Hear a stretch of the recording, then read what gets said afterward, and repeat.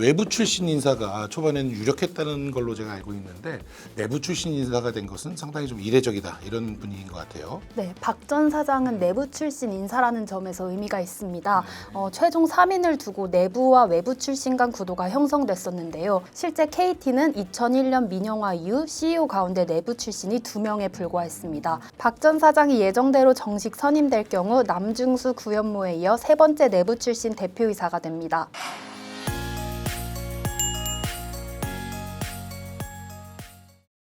더벨 SR본부 최명룡입니다. KT 차기 대표이사로 박윤영 전 KT 사장이 내정됐습니다. KT 대표이사는 일개 통신회사 대표 자리이긴 하지만 정치권, 또 정부 정책 당국자, 그리고 주주 등 수많은 사람들의 이해관계가 얽혀있는 자리입니다. 취재 후일담에서 KT 대표이사 자리를 둘러싼 이야기를 짚어보겠습니다. 윤하겸 기자와 함께합니다. 네, 안녕하세요. 산업이부 윤하겸입니다. 어서 오세요. 박윤영 전 KT 사장이 최종 후보가 됐다고 하는데 간략히 소개 좀 해줄까요? 네, 박 전 사장은 3명의 후보 가운데 유일한 KT 정통맨입니다. 1992년 KT의 전신인 한국통신 시절 네트워크 기술 연구직으로 입사한 뒤 한 차례 SK로 이직했다가 다시 KT로 복귀했습니다. KT에서는 컨버전스 연구소장, 미래사업개발그룹장, 기업사업 컨설팅 본부장, 기업사업 부문장과 글로벌 사업부문장을 거쳐 2020년 사장에 올랐습니다. KT 사내이사 뿐만 아니라 부동산 계열사인 KT 에스테이트의 기타 비상무 이사도 맡은 바 있습니다. KT 재직 시절 B2B 전문가로 이름을 알렸습니다. 구현모 대표 체제에서는 기업 부문장으로 DX 사업을 총괄하면서 AI, 클라우드, 데이터 등 신사업 발굴을 이끈 경험도 갖췄습니다. B2B 또는 기술 전문가 이렇게 평가하면 되겠네요. 네, 맞습니다. 박 내정자는 내년 3월 정기주주총회와 이사회를 통해 최종 대표이사로 선임될 예정입니다. 막판까지 되게 치열했다고 들었습니다. 네, 어제 압구정 모 호텔에서 최종 면접이 진행됐는데요. 오전부터 시작된 면접은 오후 4시경에 마무리되고 이사회 내에서 결정 직전까지 치열하게 토론했다는 이야기가 있습니다. 그 정도로 초박빙이었다고 전해집니다. KT가 대표이사를 선임할 때마다 정치권 개입 논란 이런 게 있잖아요. 이번 내부 출신 선임도 이런 그 논란 속에서 이루어졌던 결정이었던 것 같아요. 네, 설명드리기 전 먼저 KT가 왜 정치권 개입에 취약할 수밖에 없는 구조인지를 설명해야 하는데요. KT는 2001년 민영화 이후 줄곧 주인 없는 회사로 불려왔습니다. 소유가 분산된 지배 구조를 갖고 있기 때문인데요. 올해 3분기 기준 KT의 최대 주주는 현대자동차그룹으로 지분율은 8.07%입니다. 2대 주주는 국민연금인데요. 과거 최대 주주였지만 지속적으로 보유 지분 일부를 매도하면서 현재는 7%대까지 낮아진 상황입니다. 신한은행도 5.75%의 지분을 보유하고 있습니다. SKT나 LG유플러스 같은 경우는 SK그룹, LG그룹이 완벽한 지배를 갖고 있는데 KT는 완벽한 절대적인 일대 주주가 없는 그런 상황이네요. 네, 맞습니다. 네. 이처럼 오너 없이 지분이 쪼개진 소유 분산 지배 구조 그리고 공기업에서 출발한 태생적 배경 때문에 KT 수장은 유독 정권 변화에 따른 외풍에 취약한 자리로 꼽혀왔습니다. 실제로 민영화 이후 장기 연임에 성공한 대표이사는 지금까지 단 한 명뿐입니다. 그게 누구죠? 황창규 전 대표입니다. 삼성 출신이신데 KT에서 연임을 네, 했었군요. 네. 외부 인사가 유력하다는 얘기가 초반에 들렸던 것 같아요. 그 내부 출신 인사가 된 거는 되게 이례적인 것 아니냐 이런 분위기가 좀 있습니다. 네, 박 전 사장은 내부 출신 인사라는 점에서 의미가 있습니다. 최종 3인을 두고 내부와 외부 출신 간 구도 경쟁이 형성됐었는데요. 실제 KT는 2001년 민영화 이후 대표이사 가운데 내부 출신이 2명에 불과했습니다. 박 전 사장이 계획대로 정식 선임이 된다면 남중수 전 대표와 구현모 전 대표에 이어 세 번째 내부 출신 대표이사가 됩니다. 제가 알기로 구현모 대표 이전에는 회장으로 불렸었는데 구현모 대표가 오면서 회장 이름 없애고 그냥 대표 이렇게 이름을 바꿨다고 알고 있어요. 그 이후로 정치권의 입김이 좀 줄어든 거 아니냐 이런 얘기도 들리던데 이번에도 정치권 입김이 셀 것이다. 또 초반에는 그 정치권과 연줄이 있는 인물이 유력하다 이런 얘기가 있었잖아요. 네, 맞습니다. 물론 있었습니다. 최종 숏리스트 3인 중 한 명이었던 주영철 전 SK 커뮤니케이션즈 대표가 현 정권과 굵직한 인연이 있어서인데요. 그래서 당초 주 전 대표가 숏리스트에 포함됐을 때 낙하산 인사가 우려된다는 이야기가 많이 나왔습니다. 굵직한 인연이라는 게 어떤 내용이에요? 네, 주영철 후보는 김민석 현재 국무총리가 2024년 더불어민주당 집권 플랜본부의 1호 인재로 영입한 인물입니다. 이외에도 문재인 전 대통령 집권기인 2019년부터 2020년까지 대통령 비서실 경제보좌관, 이재명 대통령 선거 캠프에서는 정책본부 부본부장 등을 맡았습니다. 정부 출범 이후인 올해 6월과 8월에도 국정기획위원회에서 경제 2분과 소속 위원으로 활동한 바 있습니다.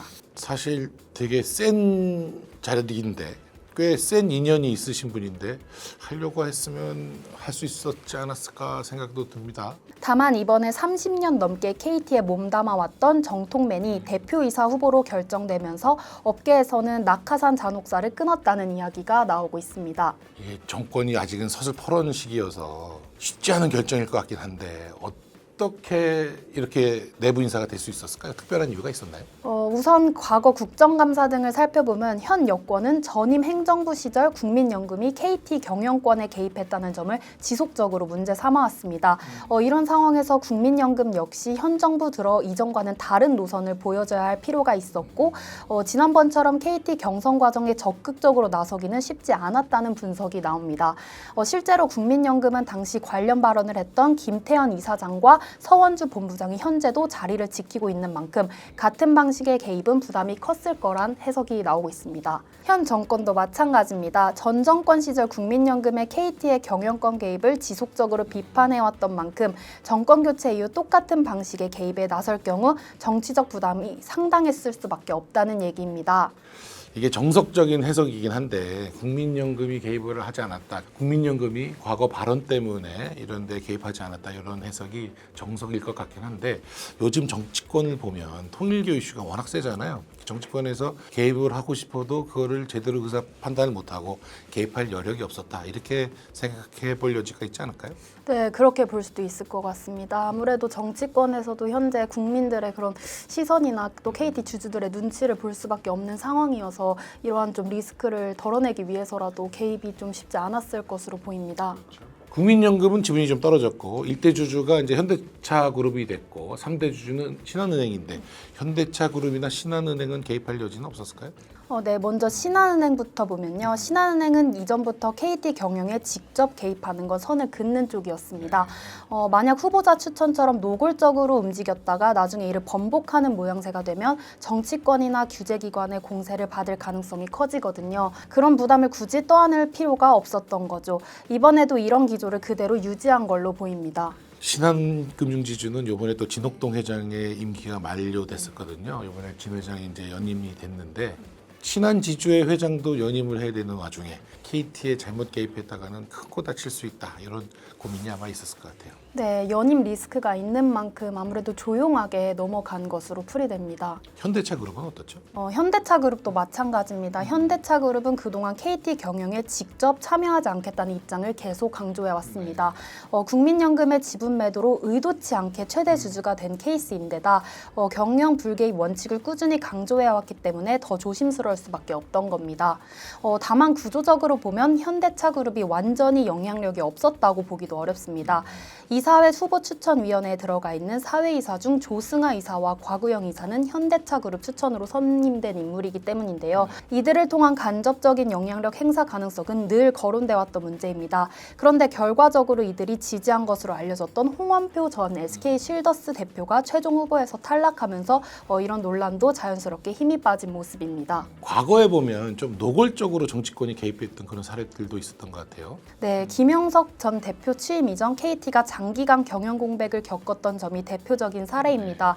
공식적인 경영 공백은 2023년 3월 주주총회에서 구현모 전 대표가 낙마하면서 시작됐지만 실제로는 그 이전부터 정상적인 경영이 쉽지 않은 상황이었습니다.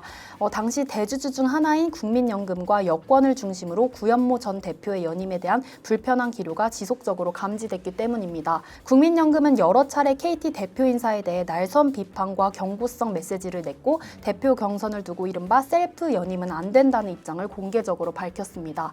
이를 두고 국민연금은 정상적인 스튜어드십 코드 행사라는 평가도 있었지만 관치주의에 기반한 과도한 경영 개입이라는 반발 역시 만만치 않았습니다. 그때는 어떻게 됐었죠? 네, 혼란스러운 상황 속에서 구현모 전 대표는 경선을 거쳐 한 차례 최종 후보로 내정되기도 했지만 결국 연임 도전을 포기했습니다. 네, 이후 대체 카드로 거론됐던 윤경림 전 KT 사장 역시 부담을 이유로 후보 자리에서 물러났습니다. 특히 구현모 전 대표는 KT에서만 20년 넘게 근속한 이른바 성골 중 성골로 불렸는데 자리를 지키지 못했습니다. 더보드에서 이사회 평가를 하고 있는데 KT의 이사회 평가가 상당히 높게 나옵니다. 2025년 더보드 평가에서는 KT 이사회가 10위권, 시가총액으로 따지면 45위 정도인데 이사회 구성과 활동 이런 게 꽤 잘 된다 이렇게 평가를 받고 있거든요. 정치권의 입김에서 뭐 국민연금 이런 얘기들도 나누긴 했지만 정치권의 입김에서 이사회가 활동이 점점 좋아지면서 이사회가 독립적으로 잘 기능하고 있다. 앞으로도 계속 이런 추세가 이어질 것 같다. 정치권의 개입은 점점 줄어들 수 있다. 이렇게 해석을 해볼 수 있을까요? 네, KT는 8인의 사회이사로 구성된 이사 후보 추천위원회에서 대표이사 인선 과정을 주도했는데요. 7인의 숏리스트에서 3인으로 줄이는 과정에서 리스크를 줄이기 위해 올해 특별한 방식을 활용했다고 합니다. 사회이사 8명이 적격 후보자가 아닌 탈락 후보자를 3명 적어내는 네거티브 방식을 활용했다는 후문입니다. 이거 재밌네요. 네. 아무래도 특정 후보 밀어주기 논란에서 좀 피하기 위함 때문으로 보이는데요. KT가 과거 대표 선임 과정에서 특정 후보 밀어주기나 외부 입김 논란에 지속 시달렸기 때문에 탈락자를 기입하는 방식은 결과적으로 특정 인물을 선택했다기보다 다수의 판단에 따라 배제됐다는 설명이 가능해집니다. 실제 압축 과정에서도 당초 4인의 숏리스트를 추릴 예정이었는데 탈락 후보 공동 3위가 발생하면서 최종적으로 3인으로 압축됐습니다. 네. 절차상 결과가 자동적으로 도출됐기 때문에 위원회가 특정 후보를 의도적으로 배제했거나 선택했다는 논란을 차단하는 효과가 있었다는 분석입니다. 상당히 좀 체계적으로 뭔가 잡음이 끼어들 여지를 최소화하는 그런 기능이 작동한 것 같네요. 네, 맞습니다. 실제 이번에 네거티브 방식은 올해 7인에서 3인 숏리스트를 추릴 때 처음 활용된 방식이라고 합니다. 박윤영 대표 잘할 것 같나요? 아무래도 B2B 전문가이고 또 KT에 오래 근속한 만큼 내부 이해도가 굉장히 높다고 합니다. 일전에 KT 근무 당시 블라인드에서 직원들 상대 인기 투표 1위를 했을 정도로 내외부 평판이 매우 좋기 때문에 일단 KT 내부에서는 기대하는 바가 큰 것 같습니다. KT 주가는 요새 어떻죠? 한때 쭉 떨어지다가 요새 근근히 좀 올라가는 추세인 것 같습니다. 그럼 그냥 장이 좋아서 그런 거 아니에요? 아무래도 그럴 수도 있지만 아무래도 KT가 올해 마이크로소프트나 팔란티어와 같은 굵직한 협업도 이뤄내기도 했고 또 뭐 통신 본업의 성장 자체도 나쁘지 않았기 때문에 그런 것들이 좀 주가에 반영되지 않았나 싶습니다. 기술 전문가이시기도 하고 B2B 쪽으로 또 일가견이 있으시기 때문에 그런 새로운 파트너십이라든가 기술 제휴 이런 것들이 좀 많이 나타날 수 있겠네요. 네, 업계에서도 그 부분을 상당히 기대하는 모양새입니다. 아무래도 오랜 기간 B2B 전문가로 활동해온 만큼 네트워킹도 굉장히 잘 되어 있다고 전해집니다. 공기업 한국통신이 만들어진 게 1982년, 민영화를 한 게 2001년이라고 합니다. KT로 이름을 바꾼 것은 2002년이었습니다. KT 대표 자리가 외풍 없이 독립적으로 선출된 원년이 2025년이 아닌가 이런 생각을 해봅니다. 소유 분산 기업들의 거버넌스에 대해선 KT뿐 아니라 정치권과 정책 당국자 또 주주들이 함께 풀어야 하는 이슈인 것 같습니다. 박윤영 사장이 풀어야 할 과제도 많아 보이는데요. 더벨에서 계속 추적해 보겠습니다. 오늘 얘기 잘 들었습니다. 감사합니다.